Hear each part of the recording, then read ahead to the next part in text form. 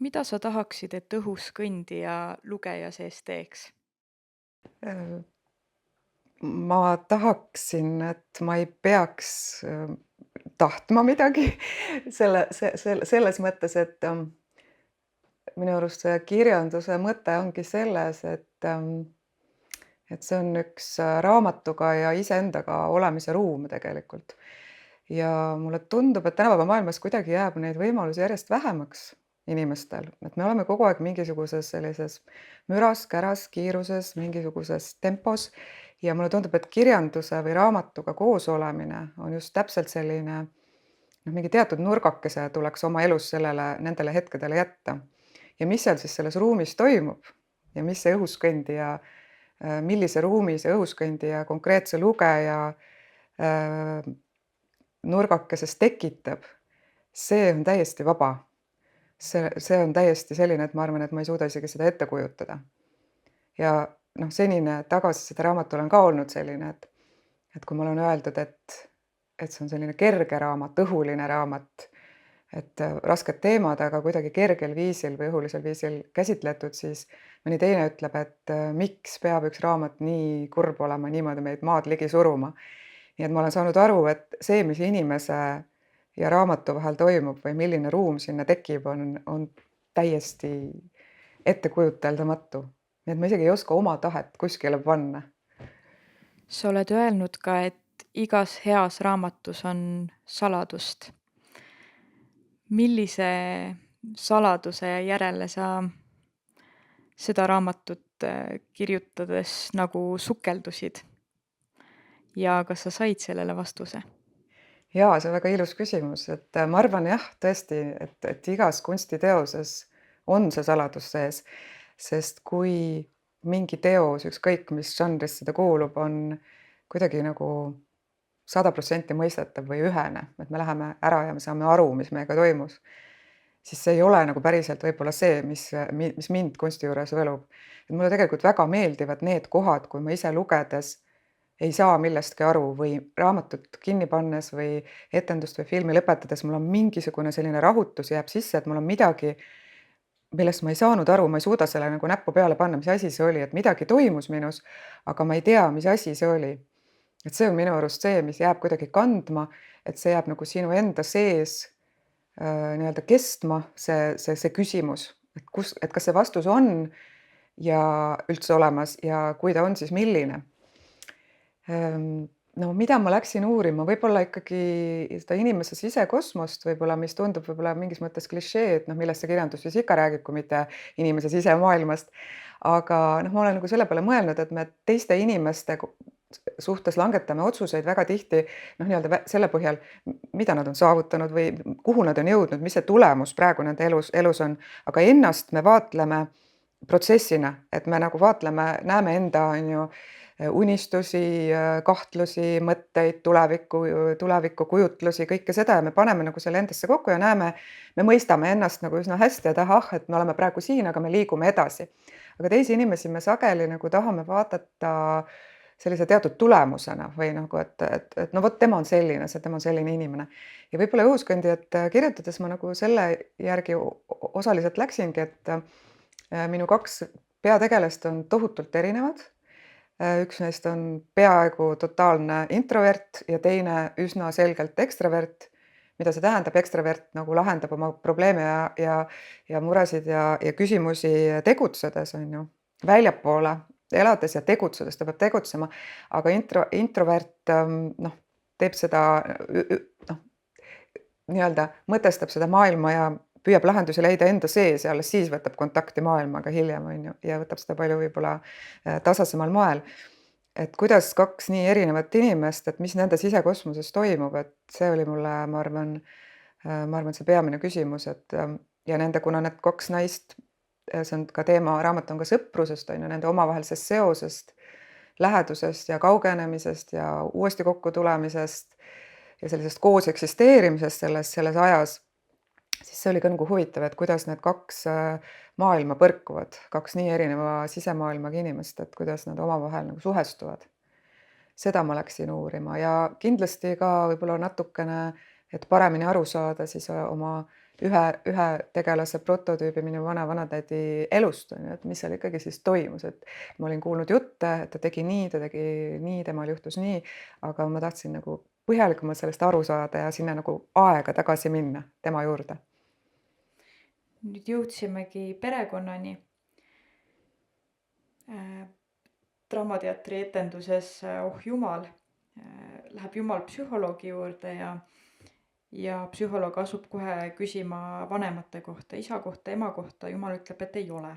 Kumbagi ei ole ja selle peale psühholoog ütleb, mis mõttes ei ole, kelle kaela me ajame siis kõik need jamad. Kuidas sulle tundub, mis see perekonnalugudes kaevumise plussid ja miinused on? Ma pean silmas just seda, et teinekord võib ju minna sellega ka kuidagi nagu õigustuste radadele ja umbes, et noh, et ma olengi selline sellepärast, et mu ema oli juba selline ja kuidagi nii, et kuidas sulle tundub, mis see tervislik tasakaal on sellele mineviku lugudele toetumisel?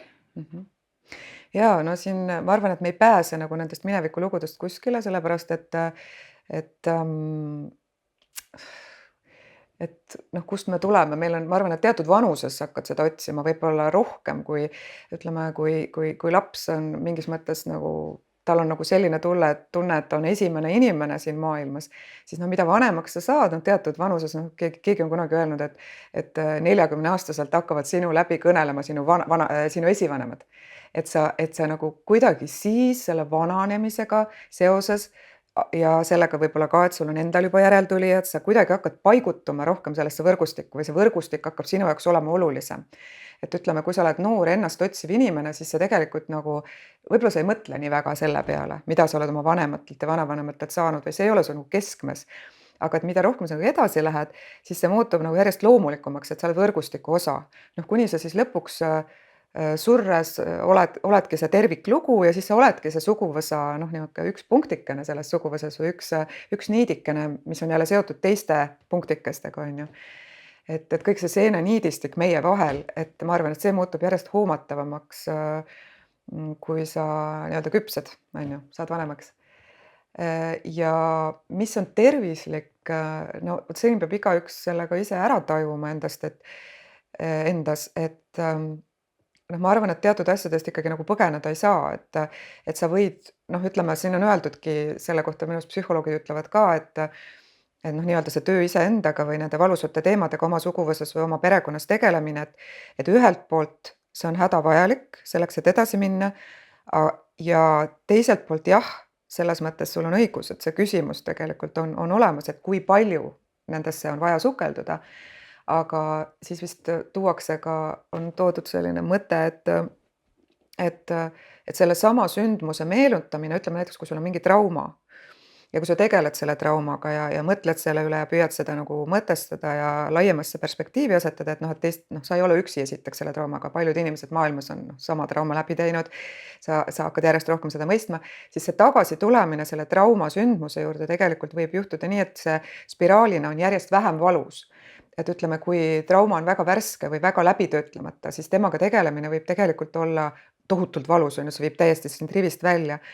Aga mingil hetkel sa tuled tagasi ja siis ta tekitab siis juba vähem valusa reaktsiooni, kuni sa siis saad juba üsna rahulikult meenutada seda ja niimoodi, noh, kujutan ette, et näiteks leinaga võib olla nii, et noh, et esimestel aastatel või esimestel kuudel, noh, see on täiesti midagi muud kui siis, kui sa oled sellega põhimõtteliselt elanud 10 aastat või 20 aastat. Ja siis sa juba näed seda võib-olla mingis laiemas perspektiivis ja saad rahulikuma meelega sellest mõelda. Noh, see on mu nagu see mõte, aga mulle tundub, et päriselt põgeneda või ära lõigata või nii-öelda vältida täiesti mingi raske mineviku teemaga tegelemist, et see ei pruugi teha asja kergemaks. See pinge jääb kuskil alles ja ma arvan, et see vupsab kuskilt mingilt väga ootamatul hetkel välja. Ja samas see tegelemine võib ju anda hoopis ka mingisuguse lunastavama pilgu, noh, näiteks oma vanematele, et nad on ju ka inimesed, nad ju ka tulevad kusagilt ja võib-olla ongi ka need andeks andmise hetked vajalikud. täpselt, et ma usun ka, et see oma vanemate nägemine inimestena on muidugi suur etapp, on ju, et nad ei ole siia maailma tulnud ainult sellepärast, et nad on sinu ema või sinu isa, vaid neil on ka oma tee käia ja neil on olnud need omad ristteed ja rasked hetked, et nad on inimesed, nagu sa ütlesid, on ju. Kas õhuskõndi ja kirjutamine sinu jaoks ka avardas kuidagi seda perekonnalugu ja andis mingi uue perspektiivi, mida sa enne ei olnud näinud oma loos? Jah, selles ma natukene kindlasti tegelen ju ka mitte ainult siis nagu oma vanatädi looga, vaid ka siis seal on emadus kui selline ja ema ja tütre suhe on ka tegelikult väga oluline, on ju, et ühel peategelasel ei ole ema, tema ema on surnud sünnitusel, ta elab nagu ilma emata ja ta elab siis oma vanavanematega, kes on suhteliselt ranged, sellised oma aja inimesed. Ja teine peategelane, tema suhe emaga ei ole ka kerge, sest tema ise nagu on valinud veidi teistsuguse tee kui tema õed ja see suhe on selle võrra selline pingelisem ja konfliktsem. Et ma arvan, et selle kirjutamine kindlasti viis mind nagu selleni, et ma mõtlesin rohkem just näiteks ema-tütre suhetele või ema olulisusele ka, et läbi selle ema puudumise Noora elus ma kuidagi tajusin seda, et mismoodi see mõjutab tema enda emadust, nii nagu ta ise ema on. Nii et ma arvan, et raamatu kirjutamine nii-öelda ei lahenda midagi ära, ta ei lahenda ühtegi probleemi ära, aga ta nagu aitab selle teemaga nagu kontaktis olla ja võib-olla paremini ennast mõista. Mis tüüpi kirjanik sa oled, kas pigem arhitekt või pigem arheoloog? Ma mõtlen, et kui sa lugu jutustad, kas sul on juba kõik tegevusliinid ja punased jooned ja kuidas nad on sündinud ja kuhu nad edasi lähevad ja kõik see, või sa vaatad nagu arheoloogina, kuhu sa jõuad ja mida sa välja kaevad? Pigem siis arheoloog, mina olen ikkagi pigem arheoloog, sest et mulle meeldib endale ka see põnevus, kui ma ei tea. Et see teatud ebakindlustunne on mulle ilmselt nauditav, et on inimesi, kes tahavad väga kindlust ja struktuuri ja nad nagu kuidagi selle struktuur annab neile just nagu selle vabaduse. Aga mul on see tunne, et mul on vabadus siis, kui ma veel ei tea. Ja kuidas ma järjest nagu kirjutamise protsessi jooksul hakkan järjest rohkem teadma sellest, miks ma üldse seda raamatut kirjutan, sest vahepeal alguses võib-olla see impulss on nagu selline, ta on suhteliselt saladuslik või müstiline, et miks üldse selline impulss tekkis, et ma ei suuda seda võib-olla endale ära seletada, miks ma seda raamatut kirjutan, aga raamatu kirjutamise protsessis tasapisi see saab mulle endale ka selgemaks. Ja ma arvan siis selles mõttes jah, et nende kahe vahel ma valiksin arheoloogi, kes nagu lihtsalt avastab mingeid asju, et siin on nii ja muidugi ühel hetkel tekib ka arheoloogi elus ilmselt see hetk, kus sa saad aru, et no vot, see on nüüd see leiukoht, on ju, et selline ta on ja siia ma jõuan, on ju, et mingi selgus mingil hetkel tekib. Et see segadus ei saa ju lõpuni jääda, sest sa pead tegema selle raamatu siiski loetavaks ka lugejale, et ta peab ka sellest aru saama, et see ei jää ainult sinu müstiliseks rännakuks seal kuskil seal maapõues. Ja ühtlasi, mis tekib, millest sa oled ka rääkinud, on tegelaste iseseisvumine ajapikku. Kuidas õhuskõndija puhul oli? Kuidas sa seda tegelaste iseseisvumist seal tajusid ja sa oled öelnud seda ka, et kui tegelane ei iseseisvugi, siis ta tuleb lihtsalt kõrvale jätta. Et kas oli ka kedagi sellist? Ma ei mäleta, et oleks kedagi sellist olnud, kellele ma oleks pikalt üritanud keskenduda ja siis, kes ikkagi ellu ei ärka ja siis tuleb kõrvale heita. Et ma pigem, kui ma olin need tegelased ära valinud või mul oli tundunud, et need on need kaks peategelast, siis nad hakkasid tasapisi ellu ärkama ja seda kogemust nagu ei ole, et mul oleks kedagi enda jaoks olulist heitnud kõrvale. Aga jah, nad on kaks hästi erinevat tegelast, sest ühel on prototüüp ja teisel ei ole. Et üks on selline tegelane, kelle puhul mul on väga palju andmeid tegelikult, mis tema elus toimub, mis juhtus, milline ta oli, mu enda vanaema jutustas siis oma tädist palju lugusid ja Magdalena puhul nagu oli see kõik mul ees nii-öelda, see võrgustik või mingi eelteadmine temast ja siis ma hakkasin teda nagu juurde avastama. Aga Noora tegelane on siis puhtalt minu enda nii-öelda kujutluse vili ja seal oli nagu see avastamised olid nagu erinevad, et kui sul on need pidepunktid ees või kui sul üldse mitte midagi ei ole ja kõik nagu tekib sinu nii-öelda kujutluse viljana. nii et ja aga see elluärkamise tunne, et või ise, kuidas sa võid nimetada iseseisvumiseks või siis elluärkamiseks. Et see on see, kui tegelane on äkki lihast ja verest, noh, olgugi ta on loomulikult tähemärkide kujul ja paberi peal ja lugeja ja kirjutaja kujutluses, aga siiski on tunne, et ta on lihast ja verest inimene. Ta nagu eksisteeriks, et praegu ka, kui ma nende tegelaste peale mõtlen, siis ma tajun neid mingisuguste sugulaste, heade tuttavatena, keda ma lihtsalt pole kaua aega näinud, kes on minu kujutluses nagu väga elavad.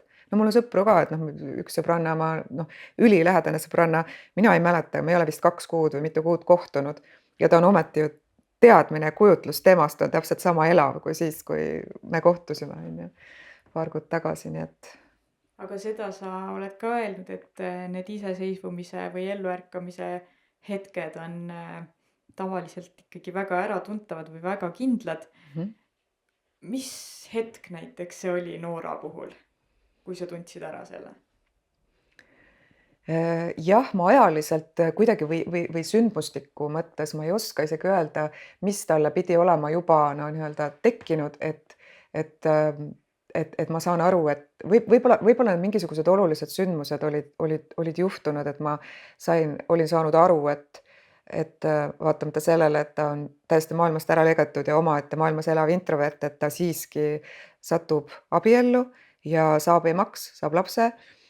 Kuigi see on väga ebatõenäoline tema puhul, sest inimestega kontakt oli tema jaoks praktiliselt võimatu. Et kui see teadmine on olemas, et tal tuleb sellise asjaga nagu rinda pista nagu emaks olemine ja saamine vastu oma mingisuguseid soove, tal ei olnud sellist soovi, on ju. Ja, ja siis, kui me saime teada, et ta laps on eriline, et ta ilmselt ei saa temaga väga kaua aega koos veeta, aga siiski seda intensiivsem see suhe ema ja lapse vahel on. Ja kui minu jaoks ka selgis võib-olla see, et mis tasemel need mütoloogilised linnud saavad tema jaoks reaalseks, on ju, et see oma ilma sündimine, et kui ma juba sain aru, et vot sellises oma ilmas ta liigub, kus tegelikult need muinasjutud ja lood, mida talle on jutustatud ja mida ta on ise lugenud, muutuvad nagu tema elu ülioluliseks osaks. Ja samal ajal on ta ema, kes peab olema reaalne maine, hoolitsema lapse eest. Et võib öelda, et tegelane osaleb elus. Jah, ta osaleb elus just nimelt ja pool tema elu toimub tema sees või suur osa elust jääb teistele varjatuks. No tema puhul üldse, Noora puhul oligi minu jaoks kõige põnevam see, et kui sageli me näeme vaikseid inimesi, väga endasse tõmbunud inimesi, nad ei räägi suurt midagi seltskonnas, me tegelikult ei teagi, mis toimub nendes, aga et lihtsalt võtta üks tegelane ja proovida ette kujutada, mis seal sisemaailmas siis toimub. Et seal võib toimuda hoopis midagi muud, kui me arvasime. Aga mütoloogilistest tegelastest rääkides ma avastasin sellise asja, et näiteks Kairi Loogi Tantsitolm põrandalt raamatus, siis sinu loos, aga ka Andrus Kivirähki loos, tähendab lugudes varem, on mainitud põhjakonna. Mis värk selle põhjakonnaga on ja mida sina temast mõtled ja miks ta on sind nagu kuidagi kätte saanud või kõnetanud? Kas ta on meie rahvusloom või? Ma ei tea, kes ta on. Tead, selleks tuleks temaga nagu kauem koos olla. Minul ta jah tekkis, ta on ikkagi üks müstiline ja veider ja kohutav olend, on ju. Et mingi võlu temas on ju, et sa kas kardad teda või tõmbab ta sind enda poole. Et lapse, see minu raamatusse jõudis ta läbi selle, et lastele meeldivad tegelikult lood, mis on hästi hirmsad vahel. Et minul oli üks lemmik muinasjutte kindlasti lapsepõlves oli Sinihabe. Ja ma ei tea midagi kohutavamat, on ju, kui sinihabe mees, kellel on sinakas habe ja kes tegelikult ta teeb seda, mis ta tegi, on ju, teeb seda, mis ta teeb. Et selles on mingi teatud vabastav jõud selles õuduses või selles hirmus. Et kui ma lugudes elan seda läbi või unenägudes või lugudes, siis mul on kuidagi lihtsam või natukene kergem selle maailma päris raskustega hakkama saada. Ja võib-olla see võlu, et see vabastab, puhastab meis midagi, on ju, need sellised hirmsad olendid, on ju, keda me nagu reaalsuses ikkagi üldse kohata ei tahaks. Ei sinihabet ega põhjakonna. Hermine jääb vait. Magda ei mõtle enam lennumasinatest, taevast, pilveloomadest kuumal suvepäeval. Kõht koriseb, ema peseb kausis käsi. Eestkojast kostab isa samme. Kas tõesti tuleb inimesel valida maa ja taeva vahel, kõhu ja südame vahel, jääda näppe ja ninasõõrmeid pidi kuuma kartulitampi kinni, sünnitada lapsed, õmmelda jakid, kanda kübarad, tükeldada heeringat, kui on hea päev, pressida vasikamaksast magusat pasteeti, kui on väga hea päev, süüa, sööta, loobuda taevast. Nagu ema ikka ütleb, kui ta Magdat ajalehte lugemas näeb, mis sa tühjast loed, ega see kõhtu täida. See on imelik tunne, kui sa tahad kõike. Nii on see olnud nii kaua, kui ta iseend mäletab. Ta on tahtnud kõike. Nii taevast kui maad, nii šampanje vahtu kui kartulitampi. Lapsi, meest, kevadisi vasikaid aadikutes, pikki liuglemisi heinamaade ja linnade kohal, midagi mõtlemata, teadmata, kus on su kodu.